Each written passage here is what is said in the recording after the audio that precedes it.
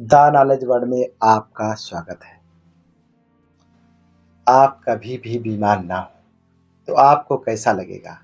कितना अच्छा होगा कि मनुष्य कभी बीमार ही ना हो। क्या ऐसा हो सकता है? ज़रा सोचो, अगर ऐसा होता तो दुनिया में डॉक्टर और अस्पताल नहीं होते। पर हाँ, अगर आप अपने जीवन के प्रति सचेत हैं, निरोगी और लंबा जीवन जीना चाहते हैं, आप प्रतिपल स्वस्थ रहना चाहते हैं, अपने परिवार और अपने बच्चों के साथ रहकर एक लंबा और स्वस्थ जीवन जीते हुए अपने बच्चों को ऊंचा और उन्नतशील पथ देना चाहते हैं, तो ये वीडियो आपके लिए बहुत ही उपयोगी है। आप वीडियो को पूरा देखें और स्किप ना करें। मेरी गारंटी है, यदि आप वीडियो में बताई गई ट्रिक को अपनाते हैं तो आप बीमार नहीं हो सकते। वीडियो थोड़ा लंबा ज़रूर होगा, पर एक ही वीडियो आपके जीवन के प्रति, स्वास्थ्य के प्रति, आपके पूरे जीवन को इतना आसान बना देगा कि आप सोच भी नहीं सकते। सबसे पहले हमें ये जानना आवश्यक है कि हम बीमार क्यों होते हैं। दोस्तों, बहुत ही प्राचीन समय से और आज तक मनुष्यों ने बीमारी से बचने के लिए बहुत सारे उपाय किए हैं और सफल भी हुए हैं। मित्रों, आओ जानते हैं इतिहास में घटी दो बहुत ही विचित्र घटनाएं, जिन घटनाओं ने संसार से मनुष्यों की बीमारी को दूर करने में अपार सफलता दी है। इतिहास की इस घटना ने मनुष्यों को होने वाले तमाम प्रकार के रोगों के राज खोल दिए, जिससे मनुष्य बीमार ही ना हो, और यदि बीमार हो तो ठीक भी हो जाए। यह प्राचीन इतिहास की बहुत ही विचित्र घटना है। ये कोई कहानी नहीं है, यह एक सच्ची घटना है। भारत में ओकाक नाम के शाक्यवंशी राजा राज करते थे। उनकी 2 पत्नियां थीं।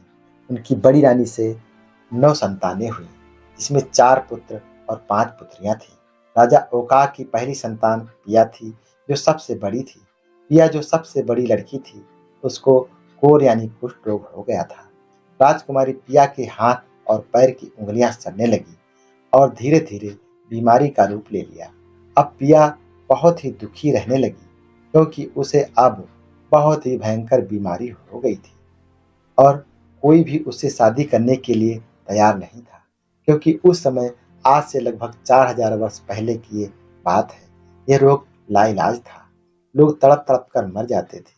पिया को रोज एक ही चिंता सताती रहती थी, यह रोग कहीं उनके परिवार में ना फैल जाए, कहीं उनके भाइयों को यह रोग ना लग जाए। इसलिए पिया ने एक दिन अपने भाइयों से कहा कि प्रिय भ्राता, मुझे डर है कि मेरा यह भयानक रोग कहीं आप सबको ना लग जाए।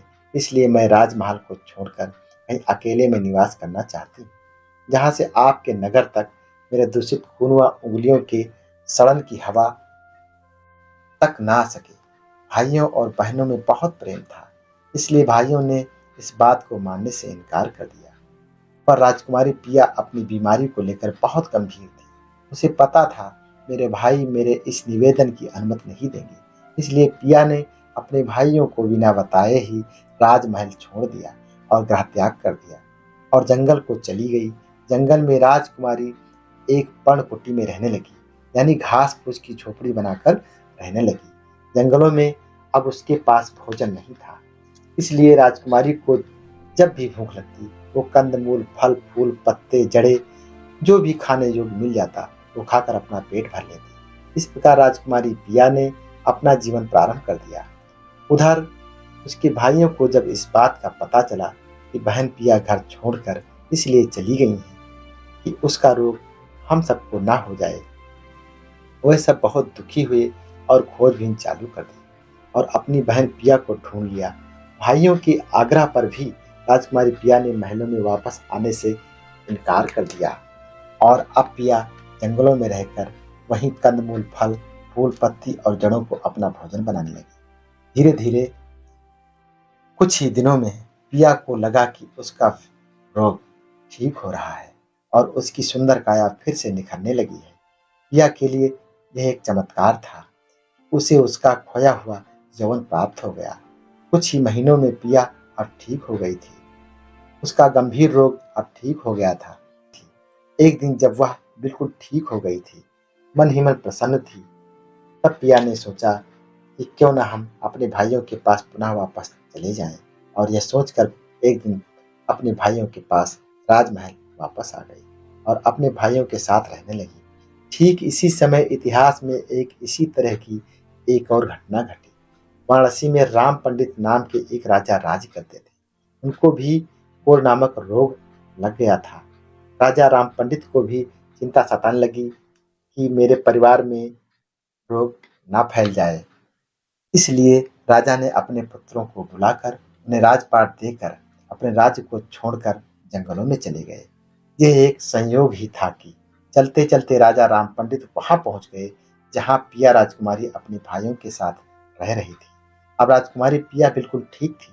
पिया के भाइयों ने जैसे ही राजा राम पंडित को देखा, यह तो एक कोरी है, रोगी है, इसको कोढ़ हो गया है, वह सब विचलित हो उठे। सोचने लगे कि अभी तो पिया ठीक हुई है, अब यह रोगी कहाँ से आ गया, यह सब क्या हो रहा है, ये कौन है। पिया ने उस रोगी को देखा और पास आ गई और कोढ़ से ग्रसित राजा राम पंडित को आप बीती बताई और कहा, आप चिंता ना करें, आपका रोग ठीक हो जाएगा। जब मुझे कोढ़ हो गया था, मैं बहुत दुखी थी। मैंने जंगल में अपना निवास बनाया और जंगल के फल फूल, पत्तियां, कंदमूल, जड़ों को खाकर निरोगी हो गई हूँ। जंगलों में भी खाने योग्य जो था, हमने सब खाया। आज मैं ठीक हूँ, आनंदित हूँ। आप भी उसी स्थान पर जाओ और जंगल के कंदमूल, फल फूल, पत्तियां और जड़ों को अपना भोजन बनाओ। आप कुछ महीने में ठीक हो जाओगे। राजा राम पंडित जो रोगी हैं, तो पिया की और उनके भाइयों की बात मानकर उसी जंगल को गए जहाँ राजकुमारी पिया ने पर्णकुटी बनाई थी। राजा ने वहां रहकर खूब कंदमूल, फल फूल, पत्तियां और जड़ें खाईं और कुछ महीनों के बाद ठीक हो गए। अब राजा राम पंडित बहुत खुश थे, आनंदित थे, खुशी से झूम उठे। उन्होंने राजकुमारी पिया और उनके भाइयों ने जो उन पर उपकार किया था, उसके लिए उनका शुक्रिया अदा करने उनके पास पहुंच गए और कहा, आप सबने मुझ पर बहुत उपकार किया है, मैं एक राजा हूँ। राम पंडित ने अपना पूरा परिचय दिया और कहा, अगर चाहो तो एक उपकार हम पर और कर दो कि पिया जो अब मेरी तरह रोग मुक्त है, उसका हाथ मुझे दे दो। इस पर सभी भाइयों ने हाँ कर दी। अब राजा राम पंडित और राजकुमारी पिया दोनों की सगाई हो गई। दोनों पति पत्नी के रूप में देवदाह कोली में रहने लगे। प्रिय मित्रों, इस प्रकार की घटना से आपको यह जानकारी अवश्य हो गई होगी कि हम बीमार क्यों होते हैं, हमारी बीमारी का प्रमुख कारण क्या है। मनुष्य अपने भोजन को उबाल कर, तल कर और भून कर खाता है, जिससे भोजन के सूक्ष्म और स्थूल तत्व नष्ट हो जाते हैं। हमारे शरीर को सूक्ष्म स्थूल तत्वों की अति आवश्यकता होती है। इसमें मैग्नीज, कैल्शियम जैसे कई और तत्व शामिल हैं, जो गर्म करने पर नष्ट हो जाते हैं या कम पड़ जाते हैं। कुछ वर्षों तक निरंतर यह प्रक्रिया चलती है। हम तला भुना, उबला खाते हैं और एक दिन हमारा शरीर पोषक तत्वों की कमी के कारण रोगी बन जाता है। दूसरा कारण यह है कि हम जानकारी के अभाव में मिर्च मसालों का सेवन भोजन को टेस्टी और लाजमी बनाने के लिए करते हैं, जो हमें अधिक नुकसान पहुंचाते हैं।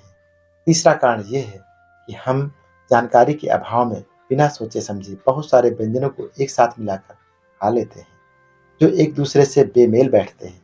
जैसे घी और शहद दोनों अच्छे हैं, पर मेल ना होने के कारण एक साथ खाने पर शरीर को बहुत नुकसान करते हैं। यह एक उदाहरण है। ठीक इसी प्रकार हमें दूध के साथ नमक का और प्याज का सेवन नहीं करना चाहिए। इससे चर्म रोग की समस्याएं बढ़ जाती हैं। इसलिए हमें बेमेल भोजन को नहीं करना चाहिए। आप इस तरह समझें कि हमें अधिक व्यंजनों को एक साथ मिलाकर नहीं खाना चाहिए। उदाहरण के तौर पर आपने सलाद में खीरा, ककड़ी, प्याज, मूली, गाजर, चुकंदर, सलजम, ब्रोकली आदि को मिलाकर खा लिया। ये आपको फायदे के बजाय नुकसान करेगा, क्योंकि इसमें आपको क्या पता कि चुकंदर किसके साथ मिलकर फायदा करता है और किसके साथ मिलकर नुकसान करता है। इसलिए मित्रों, एक समय में आप एक या दो प्रकार की सलाद ही खाओ, मिक्स करके मत खाओ। सलाद को अधिक मात्रा में खाओ, पर बहुत ज़्यादा मिक्स मत करो, ये आपके लिए हानिकारक हो सकता है।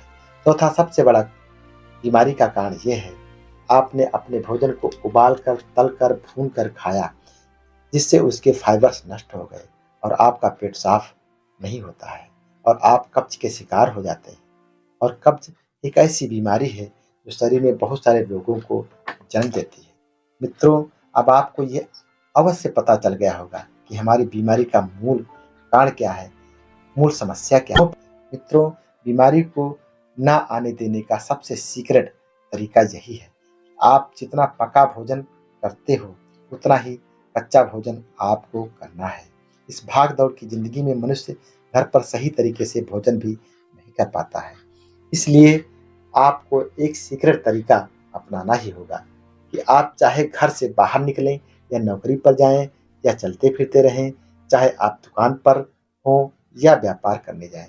आप चाहे कितना भी व्यस्त रहें, आपको एक काम दिन भर में अवश्य ही करना होगा कि आपका जितना वज़न है, उसके ग्राम में, जैसे आपका वज़न 50 किलो है, तो आपको 500 ग्राम यानी आधा किलो कच्चे फल, फूल, पत्ती, सब्जियाँ आदि में से कुछ भी अवश्य ही खाना है या उसका जूस पीना है, ताकि उबले भोजन से जो पोषक तत्व हमें नहीं मिले हैं या उबालने पर जो तत्व नष्ट हो गए हैं, वह सब कच्चे फलों, फूल, पत्तियों और सब्जियों से प्राप्त हो जाए।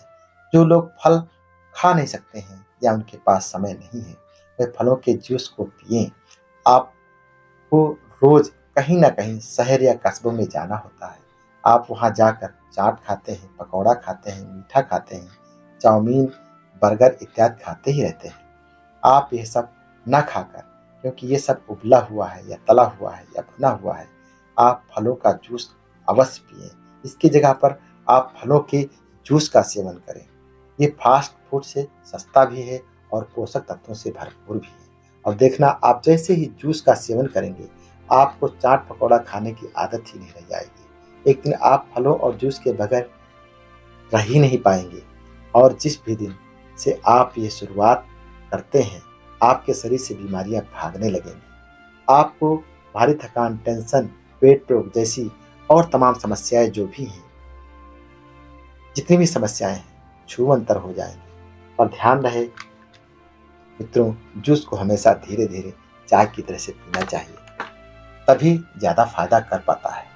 और किसी भी प्रकार का जूस मिक्स करके नहीं पीना है। जैसे आज आपने मौसम्मी का जूस पी लिया है, तो कल अनार का जूस पी लिया, अगले दिन आपने अनन्नास का जूस ले लिया। इस तरह से आपको पीना है। इस भाग-दौड़ की ज़िंदगी में आप जो भी खाते हो, सब कुछ जो खाने योग्य है, खाते रहना। मैं किसी प्रकार के भोजन को खाने से मना नहीं करता हूँ। पर ध्यान रहे मित्रों, यदि आपको स्वस्थ रहना है, बीमार नहीं पड़ना है, अपनी रोग प्रतिरोधक क्षमता को बनाए रखना है, तो आप कच्चे फलों का सेवन, कच्ची हरी पत्तियों जैसे मूली की पत्ती, पात गोभी की पत्ती का सेवन करना है। कच्ची सब्जियों का सेवन जैसे टमाटर, मूली, गाजर आदि का सेवन करना है। सलाद आदि का सेवन करना है। इन सब के जूस का सेवन ज़रूर करना है। ध्यान रहे कि आपको मौसमी फलों का ही सेवन करना है। जिस दिन से यह ट्रिक आपने लगा दी, 1 महीने में आप स्वस्थ हो जाएँगे और रिज़ल्ट आपके सामने होगा। प्रिय मित्रों, आपसे हमें यही कहना है कि घर से बाहर कस्बों, शहरों में जब भी आप निकलें, फ़ास्ट फूड के बजाय आप 1 ग्लास फलों का जूस अवश्य पिएँ। आप कभी बीमार नहीं होंगे, आप हमेशा स्वस्थ रहेंगे। मित्रों, इसी तरह के और वीडियो पाने के लिए हमारे चैनल को सब्सक्राइब अवश्य करें। आपका मंगल हो, कल्याण हो। धन्यवाद मित्रों।